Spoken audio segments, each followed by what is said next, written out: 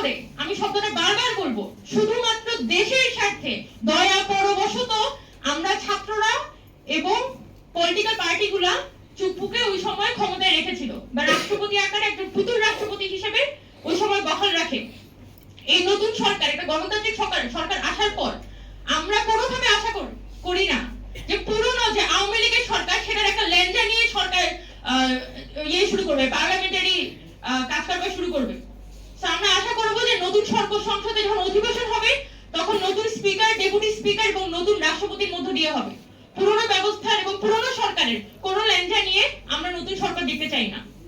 তো আশা করি যে সরকার খুব দ্রুত তাদেরকে যারা বুদ্ধি পরামর্শ দিচ্ছে এবং নানানভাবে এই আমলাতান্ত্রিক ব্যবস্থা, এই পুলিশি ব্যবস্থা সবকিছুর মধ্য দিয়ে আসলে পুনরায় এই নবনির্বাচিত সরকারকে ঘুরপাক খাওয়াতে চায়, সেই অলিগলিগুলা এবং সেই ট্র্যাপগুলা আমাদের সরকার বুঝতে পারবে এবং তারা অতি দ্রুত আমাদের যে নতুন বাংলাদেশের যে স্বপ্নগুলো ছিল এই জুলাই অভ্যুত্থানের মধ্য দিয়ে আমরা যে স্বপ্ন দেখেছিলাম সেই স্বপ্নগুলো বাস্তবায়নের পথে হাঁটবে। বাংলাদেশের মানুষের অনেক আশা আছে আমাদের রাজনৈতিক দলগুলোর প্রতি।